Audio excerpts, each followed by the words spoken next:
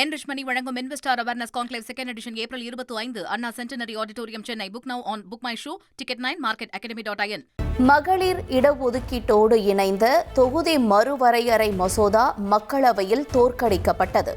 3/2 பங்கு எம்பிக்களின் ஆதரவு தேவைப்பட்ட நிலையில் பெரும்பான்மையை பெற தவறியதால் தோல்வியடைந்தது. மகளிர் இடஒதுக்கீட்டை அமல்படுத்துவது தொடர்பான மசோதா மீதான வாக்கெடுப்பில் மொத்தம் 528 எம்பிக்கள் வாக்களித்தனர். மசோதாவுக்கு ஆதரவாக 298 பேரும் எதிராக 230 பேரும் வாக்களித்த நிலையில் மசோதா தோல்வியடைந்தது. தொகுதி மறுவரையறை மசோதா வீழ்த்தப்பட்டதாக ராகுல் காந்தி தெரிவித்துள்ளார். அரசியலமைப்புக்கு விரோதமான ஒரு தந்திரத்தை பாஜக பயன்படுத்தியதாகவும் மசோதாவை இந்தியா தடுத்துவிட்டதாகவும் அவர் குறிப்பிட்டுள்ளார். 70 கோடி பெண்களின் நம்பிக்கையை சிதைத்துவிட்டு கொண்டாட்டமா என்று மத்திய உள்துறை அமைச்சர் அமித்ஷா கேள்வி எழுப்பியுள்ளார். பெண்களுக்கு இந்தியா கூட்டணி மீண்டும் துரோகம் செய்துள்ளதாகவும் அவர் விமர்சித்துள்ளார். மகளிர் இடஒதுக்கீடு சீர்திருத்த மசோதா தோற்கடிக்கப்பட்டதை கண்டித்து நாடாளுமன்ற வளாகத்தில் என்டிஏ கூட்டணி பெண் எம்பிக்கள் ஆர்ப்பாட்டத்தில் ஈடுபட்டனர். இந்தியா கூட்டணி கட்சிகள் பெண்களுக்கு எதிராக செயல்படுவதாக அவர்கள் முழக்கமிட்டனர்.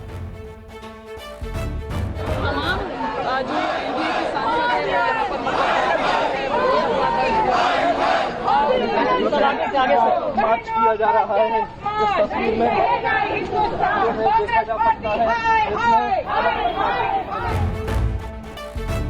தொகுதி மறுவரையறை மசோதா தோல்வியடைந்ததன் மூலம் தேர்தலுக்கு முன்பே என்டிஏ கூட்டணி மண்ணை கவ்வியுள்ளதாக முதலமைச்சர் ஸ்டாலின் தெரிவித்துள்ளார். இது சாதாரண வெற்றியல்ல, வரலாற்று முக்கியத்துவம் வாய்ந்தது என்றும் திண்டுக்கல் பிரச்சாரத்தில் அவர் கூறினார். தமிழ்நாட்டை தேவையில்லாமல் உரசி பார்க்காதீர்கள், தாங்க மாட்டீர்கள் என்று முதலமைச்சர் ஸ்டாலின் கூறியுள்ளார். தமிழ்நாடு அசால்ட்டாக இருக்காது, எப்போதும் அலர்ட்டாக இருக்கும் என்றும் தெரிவித்துள்ளார். தொகுதி மறுவரையறை மசோதா தோல்வியை திண்டுக்கல்லில் பட்டாசு வெடித்து முதலமைச்சர் ஸ்டாலின் கொண்டாடினார். பொதுமக்களுக்கு இனிப்புகளையும் வழங்கினார். கோவை மாவட்டம் வால்பாறையில் 800 அடி பள்ளத்தில் வேன் கவிழ்ந்த விபத்தில் கேரளாவைச் சேர்ந்த பள்ளி ஆசிரியைகள் உட்பட 9 பேர் பரிதாபமாக உயிரிழந்தனர். மலைச்சாலையில் 13வது கொண்டை ஊசி வளைவில் இருந்து வேன் உருண்டு 9வது கொண்டை ஊசி வளைவில் விழுந்து நொறுங்கிய கோர விபத்தில் பலர் காயமடைந்தனர். பேக்ல ஏதோ தீ பிடிக்கிற மாதிரி இருக்குல்ல.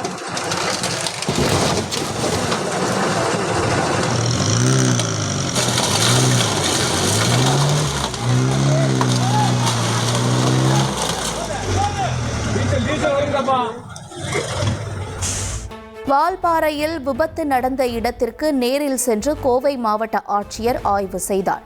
காயமடைந்து மருத்துவமனையில் அனுமதிக்கப்பட்டவர்களையும் சந்தித்து ஆறுதல் தெரிவித்தார். வால்பாறையில் வேன் கவிழ்ந்து 9 பேர் பலியான சம்பவத்திற்கு பிரதமர் மோடி இரங்கல் தெரிவித்துள்ளார். விபத்தில் காயமடைந்தவர்கள் விரைவில் குணமடைய பிரார்த்திப்பதாகவும் சமூக வலைதள பக்கத்தில் பிரதமர் பதிவிட்டுள்ளார். சட்டமன்ற தேர்தல் வாக்குப்பதிவு நடைபெறும் நாளில் ஊதியத்துடன் கூடிய விடுப்பு அளிக்காத நிறுவனங்கள் மீது கடுமையான நடவடிக்கை எடுக்கப்படும். விடுமுறை அளிக்காத நிறுவனங்கள் குறித்து புகார் அளிக்க மாநில மற்றும் மாவட்ட அளவில் கட்டுப்பாட்டு அறைகள் அமைக்கப்பட்டுள்ளதாக தொழிலாளர் ஆணையம் தெரிவித்துள்ளது.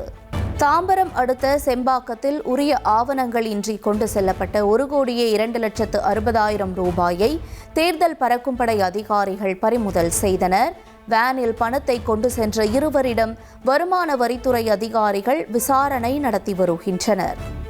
சட்டமன்ற தேர்தல் பிரச்சாரத்திற்காக பிரதமர் மோடி இன்று மாலை கோவை வருகிறார். கொடிசியா மைதானத்தில் நடைபெறவுள்ள பொதுக்கூட்டத்தில் என்டிஏ கூட்டணி வேட்பாளர்களை ஆதரித்து பிரதமர் மோடி பிரச்சாரம் செய்ய உள்ளார். சட்டமன்ற தேர்தல் பிரச்சாரத்திற்காக மக்களவை எதிர்க்கட்சித் தலைவர் ராகுல் காந்தி முதல் முறையாக இன்று தமிழகம் வருகிறார். பொன்னேரி, சோளிங்கர், துறையூர் ஆகிய ஊர்களில் காங்கிரஸ் வேட்பாளர்களை ஆதரித்து அவர் பிரச்சாரம் மேற்கொள்ள உள்ளார்.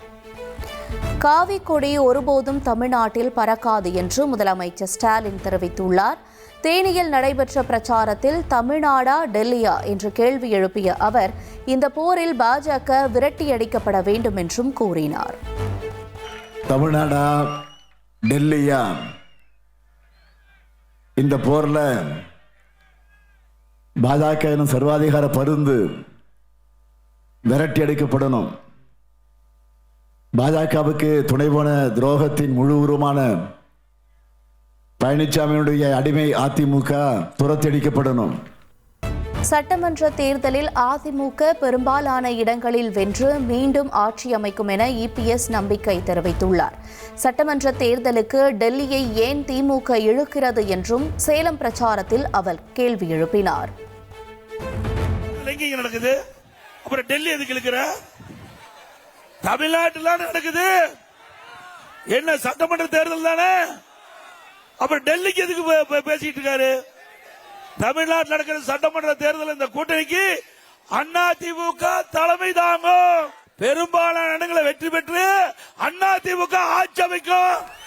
நீலகிரி மாவட்டம் கோத்தகிரியில் திமுக மற்றும் காங்கிரஸ் வேட்பாளர்களை ஆதரித்து துணை முதல்வர் உதயநிதி பிரச்சாரம் மேற்கொண்டார்.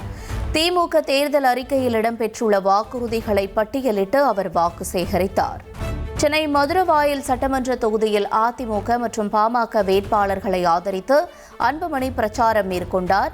போதைப் பொருள் விற்பனை, பாலியல் வன்கொடுமை உள்ளிட்ட பிரச்சினைகள் குறித்து திமுக அரசு மீது குற்றச்சாட்டுகளை முன்வைத்து அவர் வாக்கு சேகரித்தார்.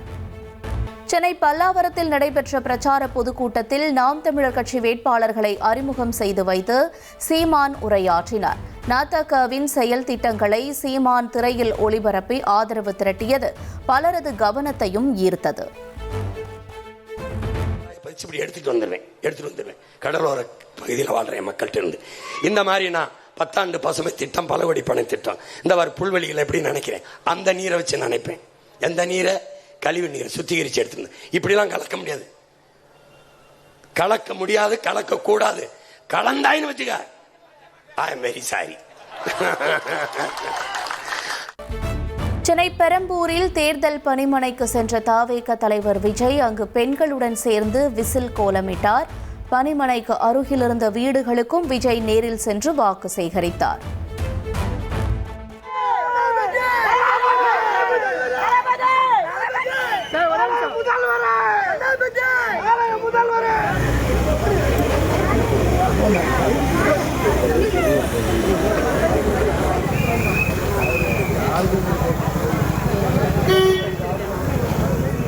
சென்னை பெரம்பூரில் தவேக தலைவர் விஜயின் இன்றைய பிரச்சாரம் திடீரென ரத்து செய்யப்பட்டுள்ளது.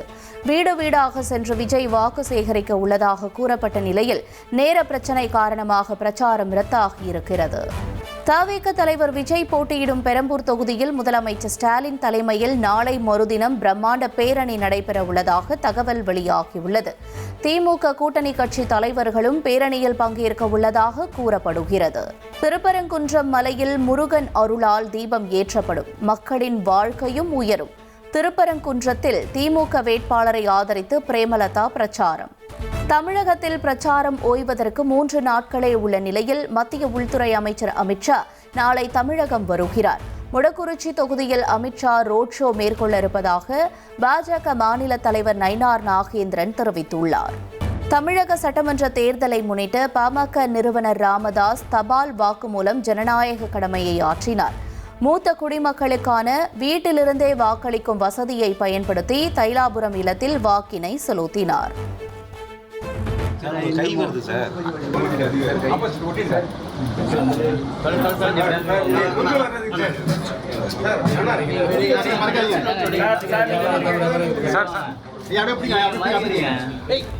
தமிழ்நாட்டில் தந்தி டிவி நடத்தியுள்ள பிரம்மாண்ட கருத்து கணிப்பு 2வது கட்டமாக 52 தொகுதிகளின் முடிவு வெளியானது. முழு விவரங்களை தெரிந்து கொள்ள திரையில் தெரியும் QR கோடை ஸ்கேன் செய்து தந்தி டிவி யூடியூப் பக்கத்தில் பார்க்கலாம். 234 தொகுதிகளில் தந்தி டிவி நடத்திய பிரம்மாண்ட கருத்து கணிப்பு முடிவுகள். 3வது கட்டமாக பல்வேறு தொகுதிகளின் முடிவுகள் இன்று இரவு 7 மணிக்கு மக்கள் யார் பக்கம் நிகழ்ச்சியில் ஒளிபரப்பாகிறது. கோடை விடுமுறையை முன்னிட்டு சென்னையிலிருந்து கோவை மற்றும் தென் மாவட்டங்களுக்கு 6 சிறப்பு ரயில்கள் அறிவிக்கப்பட்டுள்ளன. சிறப்பு ரயில்களுக்கான டிக்கெட் முன்பதிவு இன்று காலை 8 மணிக்கு தொடங்கும் என்று தெற்கு ரயில்வே அறிவித்துள்ளது. சென்னையில் ஆபரண தங்கத்தின் விலை நேற்று சவரனுக்கு 1200 ரூபாய் குறைந்தது. 1 கிராம் தங்கம் 14,210 ரூபாய்க்கும், 1 சவரன் 1,13,680 ரூபாய்க்கும் விற்பனையாகிறது. தங்கம் வெள்ளி இறக்குமதியை தனியார் வங்கிகள் திடீரென நிறுத்தியதால் இந்தியாவில் தட்டுப்பாடு ஏற்படும் அபாயம். தங்கம் இறக்குமதிக்கு மத்திய அரசு அனுமதி அளிப்பதில் தாமதம் என புகார் எழுந்துள்ளது. பிரதமரை விமர்சித்து ராகுல் காந்தி பேசிய நிலையில் மக்களவையில் கடும் அமளி ஏற்பட்டது. நாட்டு மக்கள் வாக்களித்து தேர்ந்தெடுத்த ஒரு பிரதமரை அவதூறாக பேசுவதை ஏற்க முடியாது என ராஜ்நாத் சிங் கண்டனம் தெரிவித்தார்.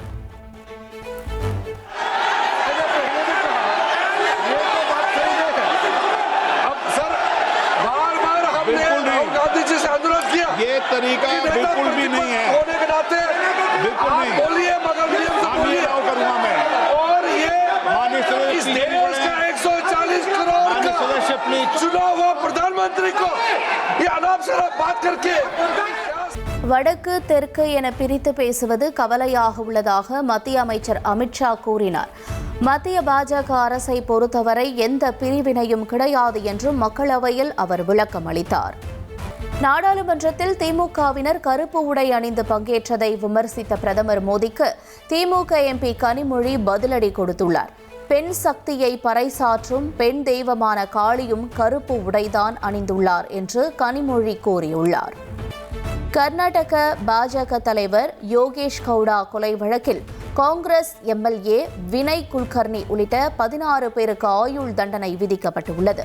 அரசியல் வன்முறை தொடர்பான வழக்கில் சுமார் 10 ஆண்டுகளுக்கு பிறகு வழங்கப்பட்டுள்ள இந்த தீர்ப்பு கர்நாடக அரசியலில் பெரும் பரபரப்பை ஏற்படுத்தியுள்ளது. மணிப்பூரில் வீட்டில் குண்டு வெடித்து 2 சிறுவர்கள் பலியானதற்கு நீதி கேட்டு தலைநகர் இம்பாலில் 2வது நாளாக தீப்பந்த ஊர்வலம் நடைபெற்றது. பேரணி சென்றவர்கள் மீது பாதுகாப்பு படையினர் கண்ணீர் புகை குண்டுகளை வீசியதால் பரபரப்பு ஏற்பட்டது.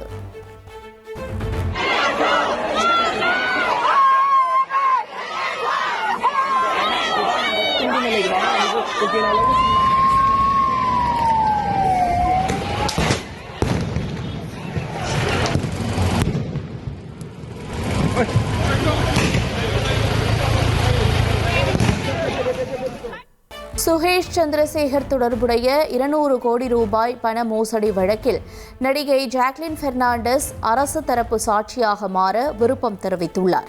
இது தொடர்பாக முறையான விண்ணப்பத்தை அமலாக்கத்துறையிடம் தாக்கல் செய்ய ஜாக்லினுக்கு பாட்டியாலா நீதிமன்றம் அறிவுறுத்தியுள்ளது. மிகப்பெரிய பொருளாதார நாடுகளின் பட்டியலில் 5வது இடத்திலிருந்து வந்த இந்தியா தற்போது 6வது இடத்திற்கு தள்ளப்பட்டுள்ளது. IMF வெளியிட்ட அறிக்கையில் பிரிட்டன் 5வது இடத்திற்கு முன்னேறியுள்ளது. ஹார்முஸ் நீரிணை முழுமையாக திறக்கப்படுவதாக ஈரான் அறிவித்துள்ளது. லெபனானில் போர் நிறுத்தம் நடைமுறைக்கு வந்த நிலையில் ஹார்முஸ் நீரிணையில் அனைத்து நாட்டு கப்பல்களும் அனுமதிக்கப்படுகின்றன. ஹார்முஸ் நீரிணை திறக்கப்பட்டதை தொடர்ந்து சர்வதேச சந்தையில் கச்சா எண்ணெய் விலை ஒரே நாளில் 11% சரிந்துள்ளது. சமீபத்தில் $100 தாண்டிய ஒரு பேரல் கச்சா எண்ணெய் நேற்று $88 அமெரிக்க குறைந்தது. துறைமுகங்கள் மீதான அமெரிக்காவின் சட்டவிரோத முற்றுகை தொடர்ந்தால் தக்க பதிலடி கொடுக்கப்படும் என்று ஈரான் எச்சரித்துள்ளது. தேவைப்படும் இடங்களில் மட்டுமே தாங்கள் மென்மை போக்கை கடைபிடிப்போம் என்று ஈரான் வெளியுறவு அமைச்சகம் தெரிவித்துள்ளது. ஈரானுடனான அமைதி பேச்சுவார்த்தை இந்த வார இறுதியில் உடன்பாட்டை எட்டும் என்று அமெரிக்க அதிபர் கூறியுள்ளார். ஒப்பந்தம் கையெழுத்தானதும் ஈரான் மீதான கடல்சார் முற்றுகை விலக்கிக் கொள்ளப்படும் என்றும் அவர் உறுதியளித்துள்ளார். ஈரானுடனான அமைதி பேச்சுவார்த்தையில் எந்த வடிவத்திலும் பணப்பரிமாற்றம் நடைபெறாது என்று அமெரிக்க அதிபர் ட்ரம்ப் திட்டவட்டமாக தெரிவித்துள்ளார். அமெரிக்க தாக்குதலுக்கு பின் ஈரானின் அணுசக்தி நிலையங்களில் எஞ்சியுள்ள யுரேனியத்தை கைப்பற்றுவதே ஒரே இலக்கு என்றும் அவர் கூறியுள்ளார். செறிவூட்டப்பட்ட 400 கிலோ யுரேனியத்தை அமெரிக்காவிடம் ஒப்படைக்க ஈரான் திட்டவட்டமாக மறுத்துள்ளது.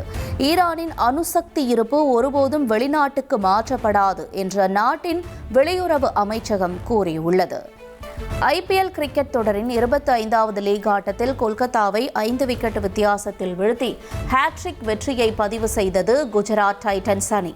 நடப்பு தொடரில் கொல்கத்தா அணி ஒரு வெற்றியை கூட பதிவு செய்ய முடியாமல் திணறி வருகிறது. IPL கிரிக்கெட் தொடரில் இன்று 2 லீக் போட்டிகள் நடைபெறுகின்றன. பிற்பகல் 3:30 மணிக்கு பெங்களூருவில் தொடங்கும் போட்டியில் ஆர்சிபி, டெல்லி கேபிட்டல்ஸ் அணிகள் பல பரீட்சை நடத்துகின்றன. IPL தொடரின் இன்றைய இரண்டாவது போட்டியில் சென்னை சூப்பர் கிங்ஸ் மற்றும் சன்ரைசர்ஸ் ஹைதராபாத் அணிகள் மோதுகின்றன. தொடக்கத்தில் ஹேட்ரிக் தோல்வியை பதிவு செய்த CSK இன்றைய போட்டியில் ஹேட்ரிக் வெற்றியை பதிவு செய்யும் முனைப்புடன் களம் காண்கிறது. என்ரிச் மணி வழங்கும் investor awareness conclave second edition April 25 Anna centenary auditorium Chennai. Book now on book my show, ticket 9, market academy.in.